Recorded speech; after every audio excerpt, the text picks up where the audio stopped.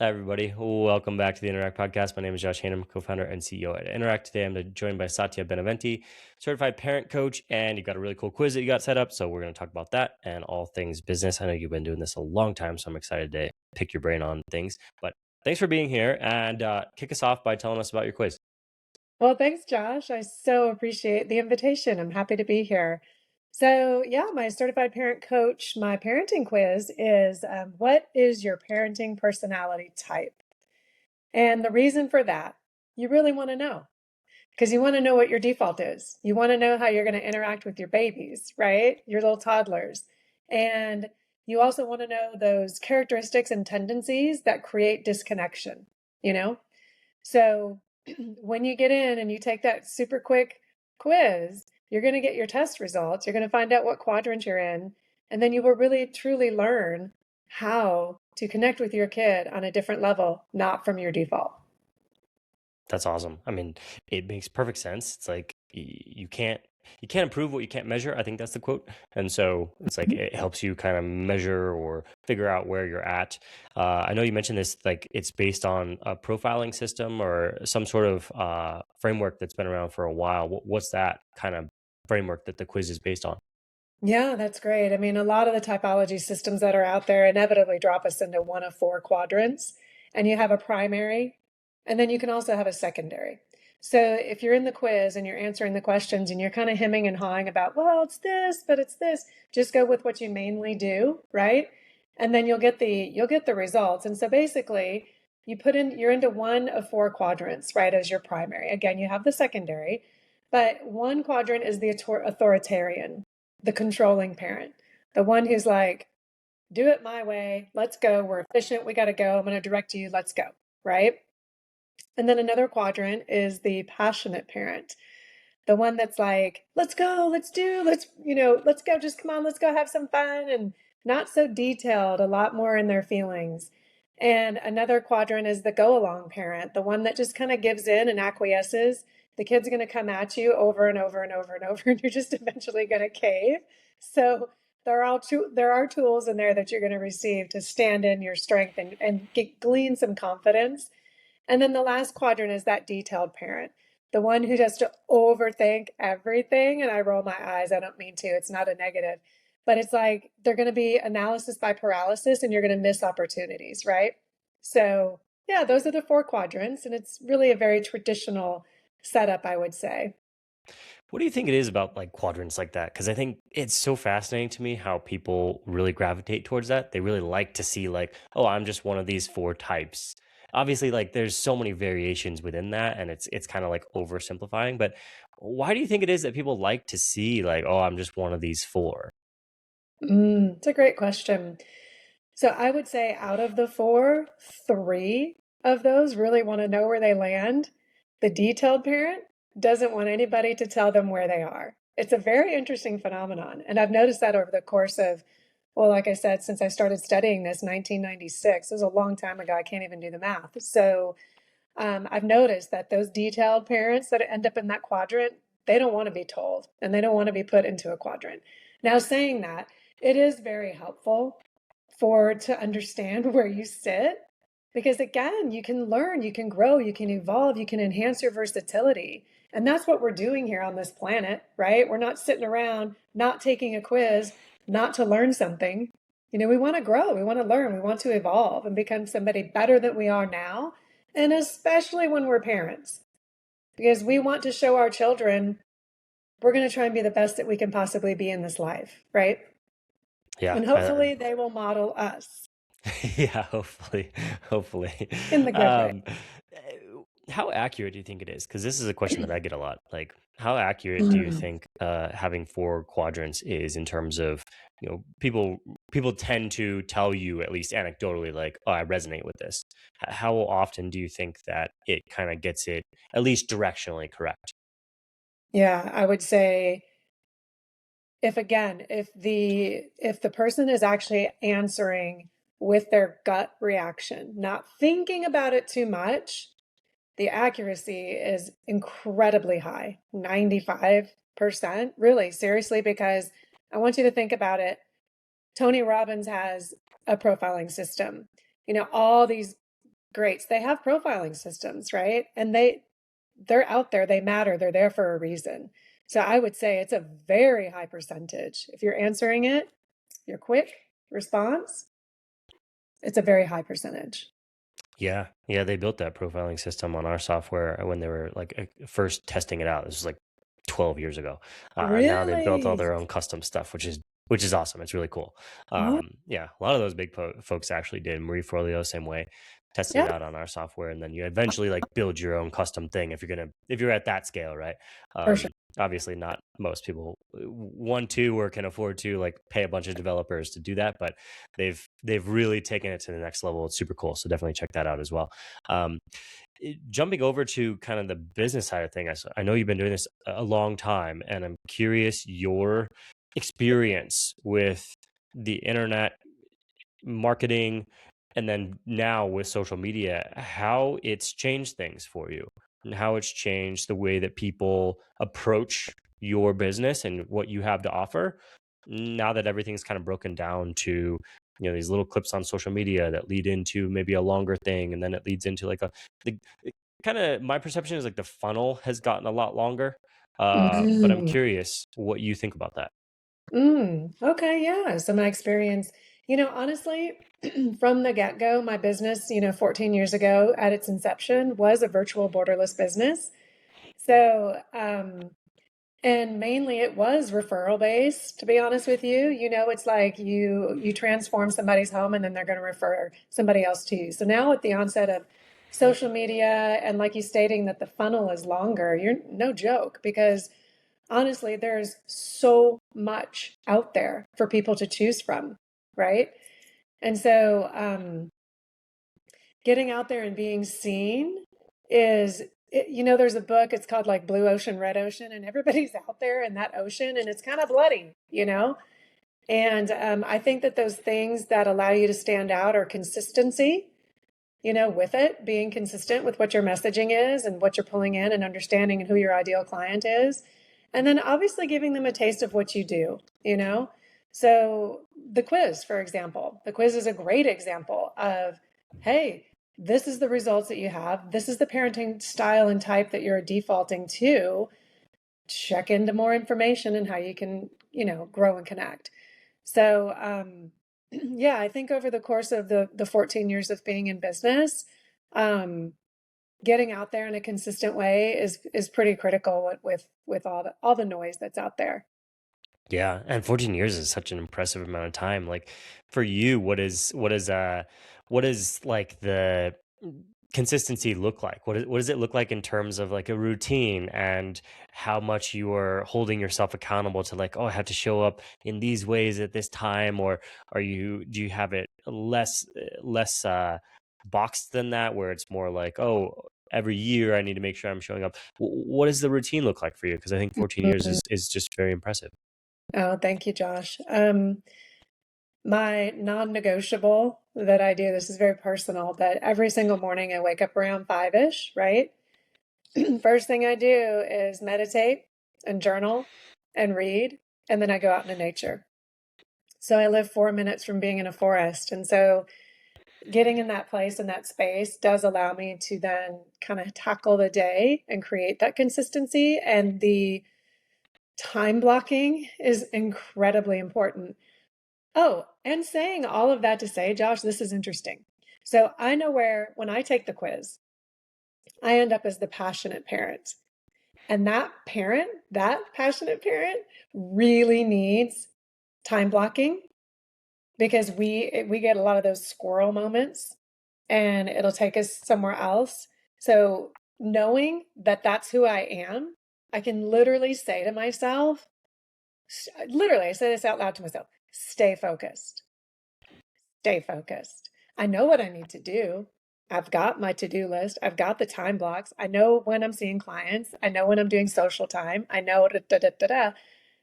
I have to stay focused, right? And again, knowing that type and knowing who I am and how I operate, I know the tools that can keep me in that consistency, if that makes sense.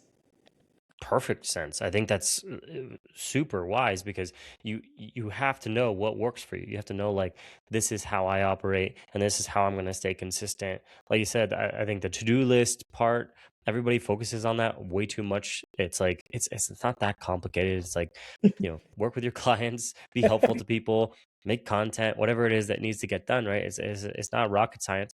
But the hard part is like, how do you do that every day over 5 years, 10 years, 14 years, because then you Mhm. start to see those compounding effects, right? And I think this would be interesting for our audience to hear. Like, I don't know if this happens to you, but tell me if this does. Do you have clients that like have been following you for 6 years and then become a client? Oh, 100%. Yeah. The only difference is this is funny. So when I first started my company, hung my shingle in 2012, right? Got my list. My list is there.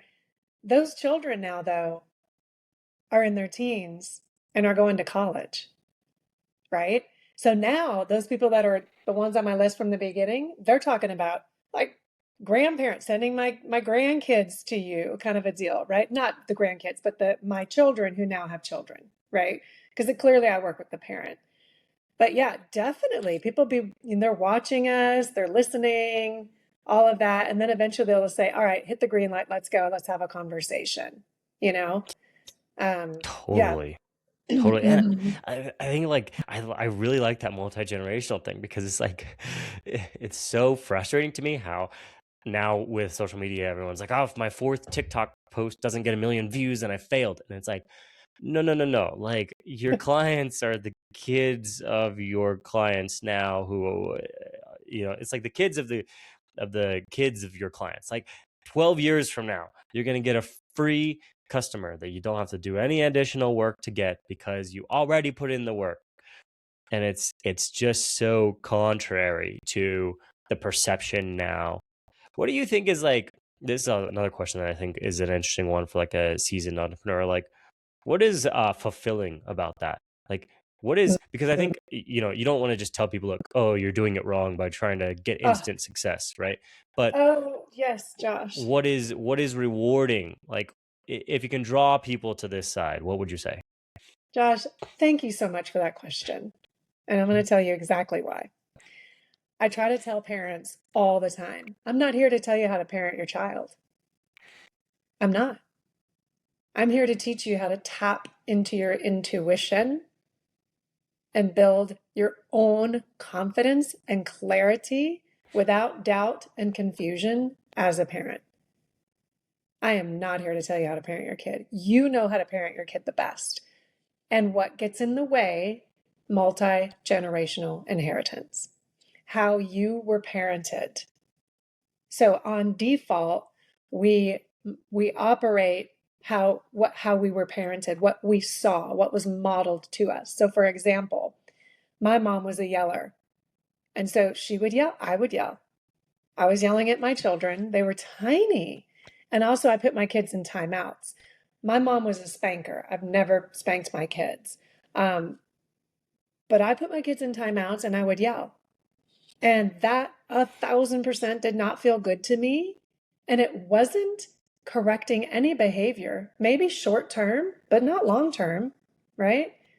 And so what I do is you come in and you work with me. I'm telling you, you're going to get confidence and clarity because you're creating such a profound framework in your home of mutual respect and trust. When you show your kid you respect them, they're going to respect you back. And the byproduct of that is natural cooperation. And it's not buzzwords. This is truly what can happen. Truly. So mutual respect and trust is formed. They're there. They're there for you. Yeah. And when you sit with people, I would imagine that that transformation takes varying amounts of times. Like sometimes people see it right away and then it changes. Sometimes you're working with somebody for quite a while and then it changes. But then I would imagine that seeing that transformation and sticking with people through it, that reward, I don't know. Mm. That to me, I'm just like that has to be 100x what it feels like to get like an Instagram post that gets a million views. Like actually seeing a person have a better life. and a better relationship with their kids because of your work. That's gotta just be so much better, right? It like brings me to tears because it is so true.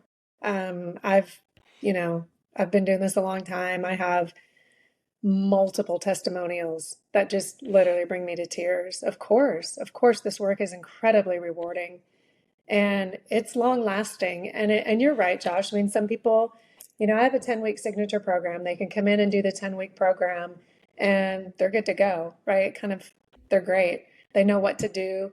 And then others, there is an option to say, hey, let's work a little bit together again, maybe a once a month check in. So things of that nature. But you are right. I mean, the work is so transformational and that's why the drive and the motivation to do it every single day.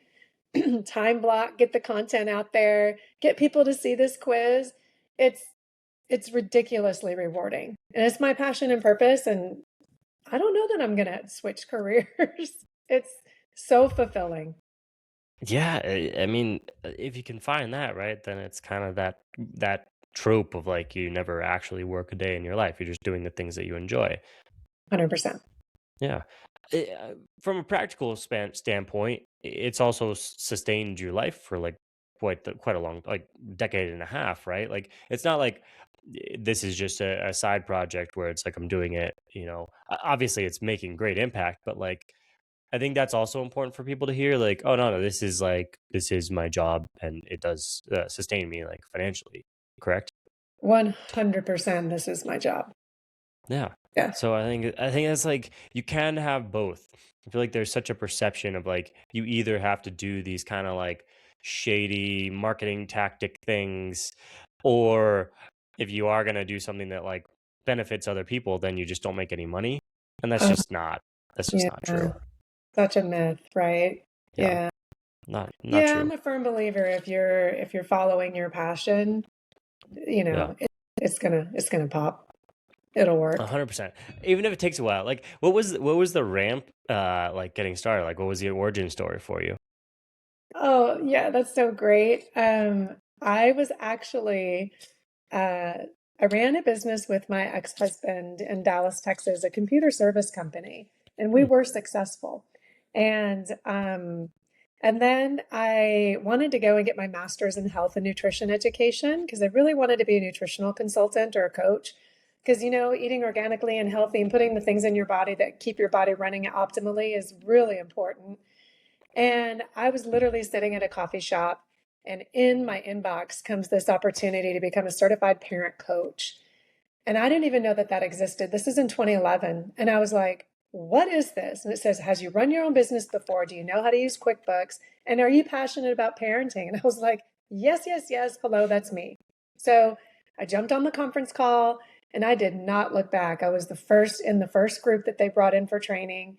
And I didn't look back. I mean, it was such an awesome experience. And actually, they invited me to be their director of education, and I was their director of education for 6 years. So it's amazing. It was such a great story. That's a really trimmed down version of the origination story, but that's really how it happened. And I didn't even go for that master's in health and nutrition education. Not even all. Yeah. Yeah. That's so powerful. That's so powerful. And I'm curious, what do you think it was that kept it sustainable for you? Because I know there's like out of those programs, even if the program is perfect, the drop off rate is so high, like 90 plus, probably 99 plus percent don't actually make it their career. What do you think was different for you? Mm. Yeah, I think that honestly, sitting there and thinking I was going to go a different trajectory, and this opportunity presenting itself to me as a certified parent coach, I was already super passionate about parenting. I had a 3-year-old and a 5-year-old at the time, and I had already started a parenting book club with 4 couples, and we would read like 3 chapters and get together on a Sunday once a month and talk about the book. So parenting was really kind of just, I immersed myself in that world when I had my children. And so for this opportunity to present itself, for me, so the drop off rate, it wasn't even a consideration because I just had so much passion about it. And I've worked with people since I was 15 years old. So I love people. I, Yeah. I love people and I love serving people and I love helping people.